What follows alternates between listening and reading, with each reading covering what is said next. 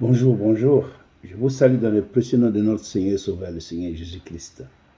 Ce matin, par sa grâce, nous avons une très très bonne nouvelle.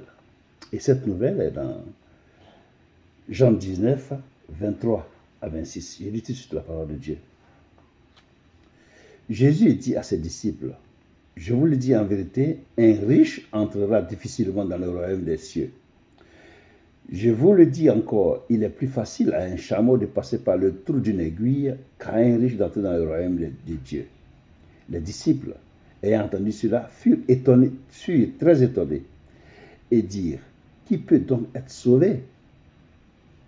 Jésus les regarda et leur dit, aux hommes cela est impossible, mais à Dieu tout est possible. Donc ici, Dieu nous dit que le riche, pour entrer dans le royaume des cieux, ça lui sera très difficile. Pourquoi? Parce que le cœur que Dieu nous a donné lui appartient. Et ce cœur-là doit lui être attribué. C'est-à-dire que faire la volonté de Dieu. C'est pour ça que Jésus a dit que celui qui veut me suivre, qu'il se charge de sa croix et me suive. Donc, quand tu veux marcher avec Jésus-Christ, quand tu es un enfant de Dieu, que Dieu te donne les richesses, ce n'est pas pour aller te glorifier avec tes richesses. C'est pour la gloire de son nom. Parce que c'est lui qui te donne ses richesses. Le Seigneur dit dans Marc 10, 23, qu'il sera difficile à ceux qui ont des richesses d'entrer dans le royaume de Dieu. Les disciples furent étonnés de ce que Jésus parlait ainsi. Et reprenant, il leur dit, mes enfants, qu'il est difficile à ceux qui se confient dans leur richesse d'entrer dans le royaume de Dieu. Donc, quand tu es riche, que tu te confies en ta richesse, là, c'est ça qui est le problème. Il faut que ton cœur soit pour Jésus-Christ. La richesse, Dieu te donne pour la gloire de son nom. Tout à l'heure, avant de finir, je vous dis pourquoi Dieu te rend riche. C'est là, c'est écrit ici. Donc, quand Dieu te rend riche, c'est pour le glorifier. Et non pas ces richesses-là pour faire ce que toi tu as envie de faire, qui n'est pas écrit dans la loi ici. Non. Tu prends ça pour faire du péché que du péché. Non. Ce n'est pas ce que Dieu te dit. La richesse, tout le monde veut être riche. Tout le monde veut avoir des biens en abondance. C'est Dieu qui donne. Et il te donne pour un but. Il te donne cela. Il te donne la richesse pour un but. C'est pour ça que ceux qui n'atteignent pas ce but-là, Dieu dit qu'ils sont riches, mais ils ne sont pas riches pour Dieu. Mais ceux qui font la volonté de Dieu, là, c'est ceux-là que Dieu dit qu'ils sont riches. Oui. Dieu te donne la richesse là. Voici pourquoi il te donne la richesse. C'est dans Deutéronome 8, à partir des versets 15, mais tu peux continuer 15 jusqu'à 18. Donc, nous, on prend de 17 à 18. Garde-toi de dire en ton cœur, ma force et la puissance de ma main m'ont acquis ces richesses.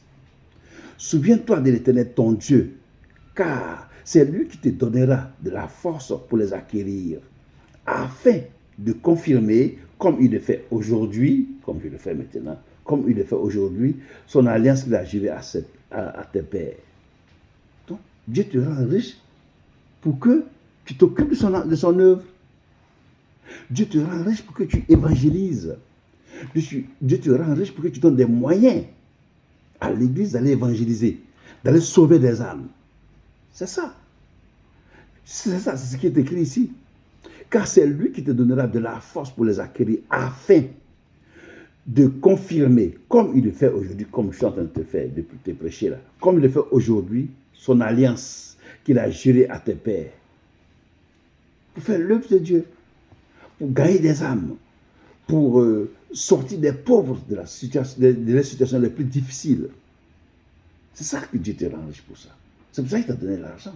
C'est pour ça qu'il t'a donné les moyens. C'est pour ça qu'il t'a donné les moyens.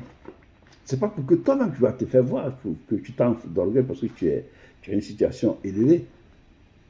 Que tes frères, non. Et cette situation dont tu te glorifies, elle est passagère. Elle est passagère. Ce qui n'est pas su gérer avec la parole de Dieu, mon frère, Dieu va te donner des comptes. Parce qu'il faut savoir que nous sommes tous des économes de Dieu. C'est pour ça que Jésus est venu et dit, celui qui veut me suivre se charge de sa croix. et qui me suivent chaque jour. Donc, quand tu t'engages à marcher à la suite du Seigneur Jésus-Christ, il faut savoir qu'il va te confier des choses.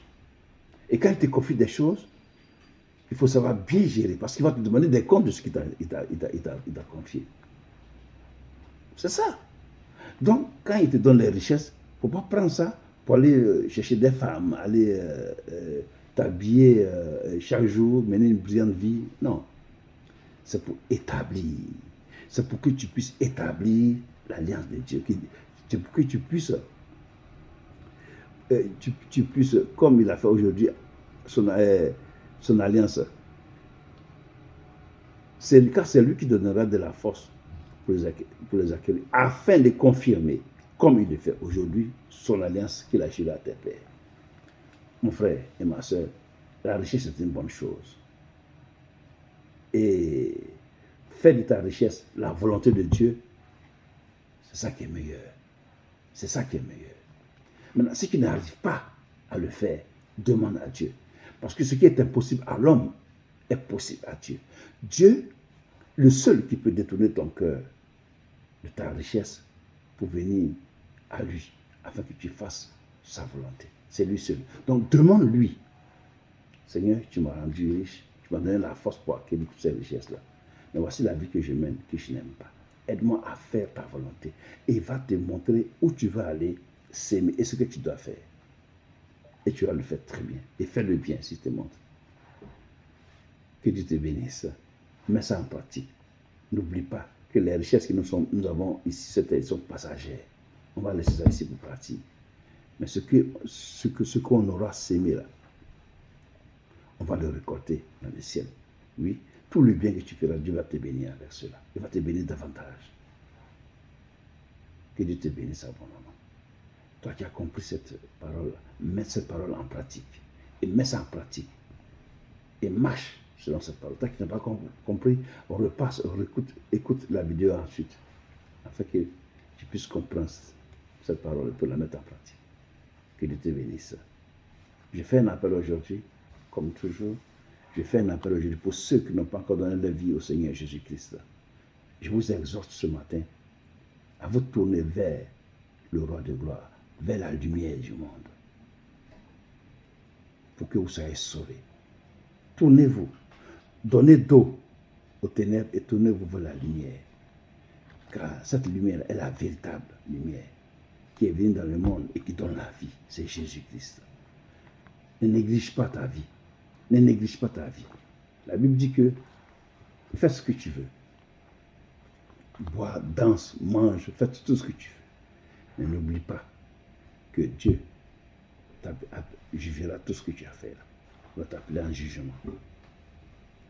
Donc il est sage d'appartenir au Seigneur Jésus-Christ afin que tu ne viennes pas pour qu'il te juge. Parce qu'il a dit que celui qui donne sa vie au Seigneur Jésus-Christ, il passe de la mort à la vie. Tu ne viens plus au jugement, tu es déjà sauvé. Donc confie ta vie au Seigneur Jésus-Christ. Ne néglige pas cette parole que tu as entendue aujourd'hui, s'il te plaît. Le siècle à venir sera trop difficile. Ici, on vit 30 ans, 50 ans, 60 ans, même un siècle pour certains. Il y en a qui vivent même plus de 120 ans. Et puis après, c'est fini. Mais avec Jésus-Christ, c'est l'éternité. C'est-à-dire, il n'y a pas de fin. Tu vis des milliers d'années, des milliers et des milliers d'années. Il n'y a pas de photos, il n'y a pas de comparaison avec la vie actuelle. C'est pour ça qu'il est sage de réellement se confier au Seigneur Jésus-Christ et de marcher à sa suite. Moi-même qui te prêche, je ne suis pas épargné. Il faut que Dieu me fait grâce de prêcher, mais mon cœur doit s'attacher à lui tous les jours. Chaque jour, comme il a dit, jusqu'à la fin. C'est à la fin que cela est comptabilisé. Donc, lève-toi, lève-toi, lève-toi et donne ta vie au Seigneur Jésus-Christ pour que tu sois sauvé, pour que tu aies une vie meilleure dans le siècle à venir. Que Dieu te bénisse abondamment. Toi qui as mis ça en pratique, que Dieu te bénisse. Au nom de Jésus, j'ai prié. De même pour nos vidéos. Amen.